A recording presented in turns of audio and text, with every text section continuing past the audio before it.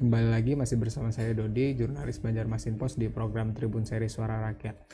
Kita masih bersama Pak Fauzi, ini Ketua Timsel Seleksi Timsel Calon Anggota Bawaslu Kabupaten Kota di Wilayah 1 Kalsel. Nah, masih terkait tema seleksi nih Pak.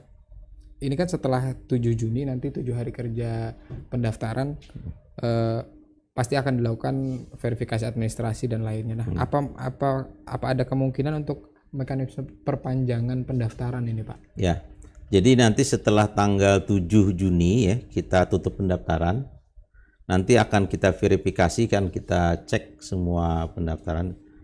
Mungkin saja dimungkinkan misalnya kalau ada syarat-syarat yang masih kurang, ya, sepanjang itu bukan syarat khusus ya. Jadi syarat khusus itu misalnya kalau umur kan sudah jelas. Kalau misalnya umurnya tidak mencapai 30 tahun kita coret.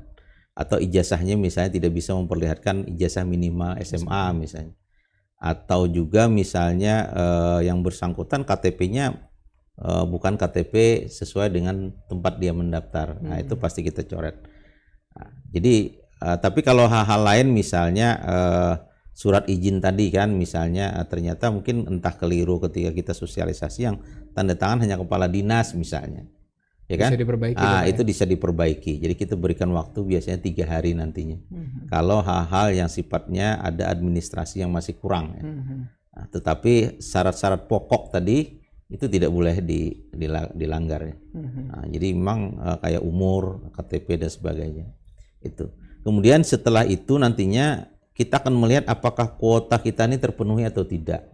Nah, salah satunya kan. Nah, kalau sudah terpenuhi, tetapi misalnya ada kuota perempuan yang kurang, misalnya, bisa kita akan buka perpanjangan selama kurang lebih 3 hari juga. 3 hari kerja, Pak. Iya, 3 hari kerja. Nah, umumnya ini adalah kuota perempuan yang 30% itu yang umumnya biasanya kurang. Nanti kalau misalnya kuota perempuan ini kurang, yang kita buka untuk perpanjangan ini hanya untuk yang perempuan saja. Spesifik, ya, spesifik perempuan saja. Yang lainnya tidak kita perpanjang lagi. Nah, jadi hanya untuk itu. Dan perpanjangan ini biasanya hanya 1 kali. Walaupun nanti setelah penutupan perpanjangan yang pertama akan kita konsultasikan ke Bawaslu by phone saja. Tapi biasanya pengalaman beberapa waktu yang lalu itu hanya dibuka 1 kali. Jadi tidak ada lagi perpanjangan yang kedua begitu. Baik. Itu yang biasa kita lakukan. Baik, Pak Fauzi, kita akan membacakan lagi nih, ada pertanyaan yang masuk dari pemirsa Pos Online dari Nur Aiman. Ini menanyakan terkait berapa sih Pak gaji yang diberikan kalau jadi terpilih anggota Bawaslu Kabupaten Kota? Mungkin uang kehormatan Pak istilahnya. Iya. Aduh, saya juga ini ya Kak tidak sempat menanyakan berapa. Jadi begini, walaupun saya sebenarnya tahu detail ya, tapi saya kira tidak perlu kita sampaikan di sini. Kenapa? Karena Bawaslu ini tentunya pengabdian, walaupun nanti uang kehormatan itu akan dapatkan. Nah, tetapi selain uang kehormatan, mereka juga ada kegiatan-kegiatan di lapangan, itu juga mereka mendapatkan insentif ya, itu biasanya.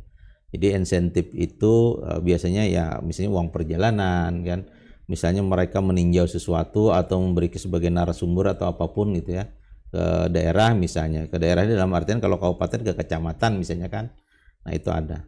Termasuk fasilitas-fasilitas juga? Ya, termasuk fasilitas juga. Jadi ada mobil, walaupun mungkin bukan mobil setiap orang komisioner 1 ya, tapi di kantor itu disediakan. Dan kemudian fasilitas lain seperti misalnya untuk bekerja, ruangan dan sebagainya.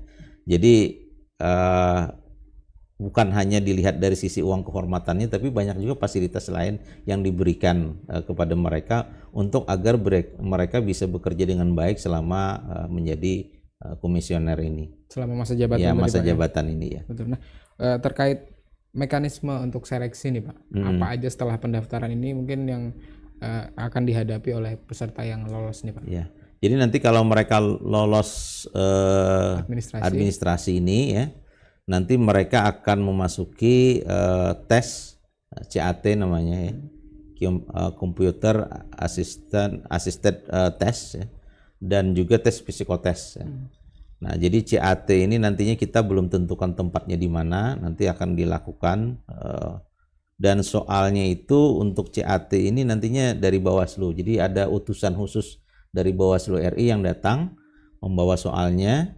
Ya. dan soal ini nanti diinstal di sini untuk nanti dijawab ya bersama melalui komputer, dan setelah selesai tes itu biasanya sudah diketahui hasilnya. Karena langsung Ya, langsung betul CAT. Nah selanjutnya bersama CAT ini akan dilakukan juga tes psikotes psikologi ya.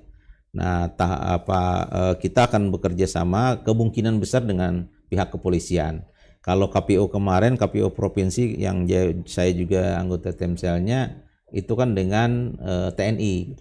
Nah yang ini kemungkinan dengan kepolisian. Tapi belum diberitahu tempatnya dan bagaimana mekanismenya. Nah, jadi, nah kalau mereka lolos dari tes CAT dan tes psikotes ini, mereka akan menghadapi tes wawancara dan tes kesehatan. Jadi ada wawancara dan kesehatan. Nah, wawancara ini akan dilakukan oleh Timsel nantinya. Kemudian untuk tes kesehatan juga akan dilakukan oleh rumah sakit yang ditunjuk. Bekerja sama tadi. Bekerja sama tadi. Nanti akan diperiksa secara detail ya, apakah mereka layak untuk bisa melaksanakan tugas atau tidak kalau nantinya terpilih gitu. Nah, kalau sudah mereka lolos dari wawancara ini, nantinya mereka akan masuk jumlah calon komisioner 2 kali kebutuhan yang ada. Jadi kalau misalnya kebutuhannya 5, akan ada 10 yang kami pilih namanya. Kalau komisionernya hanya 3, nanti akan ada 6. Selanjutnya mereka akan menjalani fit and proper test yang akan dilakukan oleh Bawaslu provinsi. Jadi itu tahapan-tahapan yang mereka lalui. Artinya nanti anggota Bawaslu provinsi Kalsel juga akan melakukan ikut dalam tahapan ini Pak, tahapan untuk menyeleksi ini, ya. Fit and proper test terakhir. Terakhir nanti akan dilakukan oleh Bawaslu provinsi untuk mereka. Bagi kawan-kawan nih Pak, mungkin yang sedang nonton dan berniat untuk daftar juga, mungkin ada gambaran nih Pak seputar apa sih khususnya di CAT ini Pak, seputar apa soal-soal mungkin yang akan diujikan nih Pak? Ya. Kalau dari pengalaman kami di KPU ya umumnya itu adalah menyangkut teknis penyelenggaraan kepemiluan. Gitu. Jadi oleh karena itu bagi kawan-kawan yang sudah punya pengalaman, baik itu di Panwas misalnya atau misalnya KPPS atau apapun ya, artinya penyelenggaraan kepemiluan ini sebenarnya bonus bagi mereka. Modal tambahan. Ya, modal tambahan, modal awal atau modal tambahan, karena tes CAT itu menyangkut memang teknis-teknis kepemiluan ya. Tentu menyangkut juga teknis pengawasan dan sebagainya karena ini menyangkut Bawaslu ya. Nah, tetapi sekitar itu yang kita ketahui. Dan ini nantinya dilakukan secara acak, dalam artian begini, bahwa walaupun di dalam satu ruangan itu belum tentu soalnya sama. Soalnya sama itu dalam maksud saya adalah kalau nomor 2 misalnya Dodi menjawab, belum tentu nomor 2 sama soalnya dengan di saya gitu. Oleh karena itu memang diharuskan ini bekerja sendiri-sendiri nantinya. Walaupun tetap kami awasi juga begitu. Tapi bukan berarti ini bagi yang belum punya pengalaman tidak boleh daftar, bukan juga Pak ya? Bukan berarti demikian ya.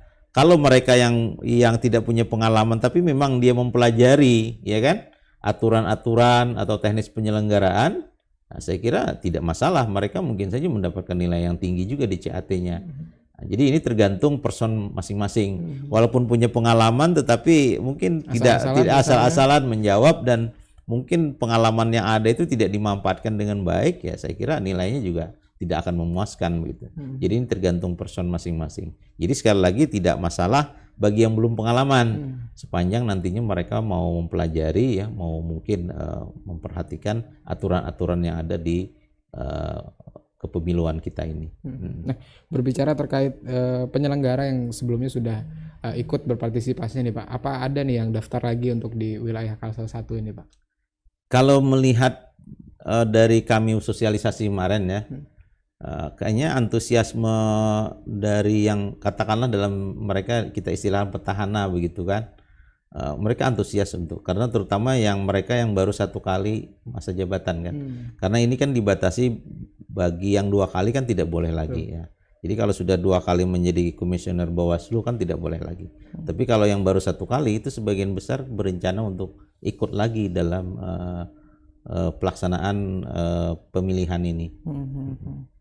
Nah, dari setiap tahapan nanti Pak, untuk tahapan seleksi itu dari CAT, psikologi, kesehatan wawancara, apa akan diumumkan secara terbuka Pak ke publik nanti? Iya.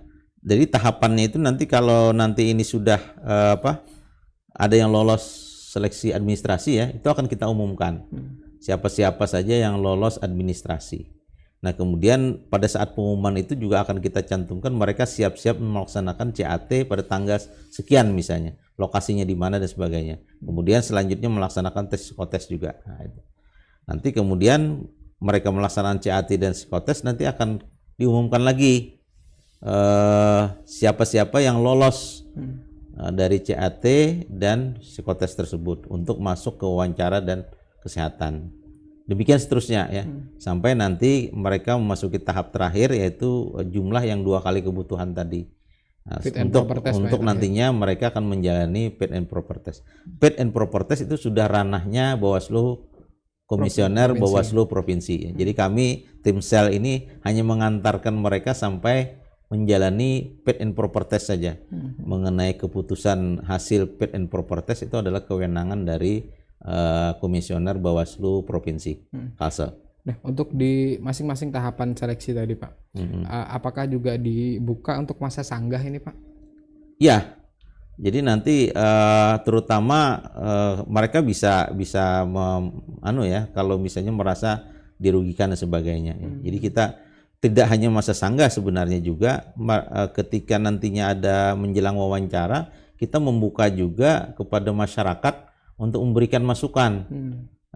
Apakah itu masyarakat ini dari umum ya, atau mungkin dari kawan-kawan media atau sebagainya, mereka bisa memberikan masukan. Masukan ini bisa berupa dukungan ataupun juga katakanlah menyampaikan hal-hal rekam jejak yang mungkin tidak sepantasnya pernah mereka lakukan oleh calon ini. Nah, jadi itu juga kita buka. Kalau yang dukungan saya kira hanya kita catat nantinya, tetapi kalau yang berupa laporan-laporan pelanggaran yang pernah dilakukan oleh calon ini nanti akan kita telusuri dan saat wawancara juga akan kita tanyakan. Jadi akan kita klarifikasi ke yang bersangkutan langsung. Iya, bersangkutan langsung. Selain kita menelusuri melalui sumber-sumber yang lain kan, apa benar ini? Gitu. Baik. Nah, untuk selanjutnya nih Pak. Walaupun baru hari pertama untuk pendaftaran nih Pak, apa ada kendala sudah yang dialami Pak? Karena ini kan cukup luas juga untuk wilayah yang ditangani di wilayah Kalsel 1 ini Pak. Sementara ini ya kalau dari laporan kawan-kawan belum ada ini. Kebetulan sekretariat kita ini terbagi 2. Ya. Kalau untuk wilayah 1 ini di Banjarbaru sekretariatnya ya, sekretariat Timsel ya, di Jalan Putri Junjung Buih di seberang kantor Bawaslu Kota Banjarbaru. Tapi untuk kawan-kawan wilayah 2 dan wilayah 3 ini di HBI ya. Banjarmasin Pak ya, di Hotel Banjarmasin Internasional. Jadi di sana ditempatkan. Tapi karena ruangannya hanya ada 2, kita memang memilih yang kami di Banjarbaru memilih di Banjarbaru. Kalau untuk lokasi pendaftaran sendiri Pak, apakah di Bawaslu Kabupaten Kota sendiri atau terpusat juga Pak? Untuk pendaftaran terpusat di sekretariat Timsel. Nah, jadi mereka akan datang ke sana ke sekretariat Timsel ya, menyerahkan pendaftaran ya. Kemudian syarat-syarat yang telah diisi itu juga di-scan dalam bentuk PDF untuk nanti kita uploadkan. Nah, jadi memang mereka sendiri diharapkan datang untuk menyerahkan berkas itu. Kalau yang jauh misalnya bisa mengirimkannya lewat travel atau lewat apapun. Oke, baik.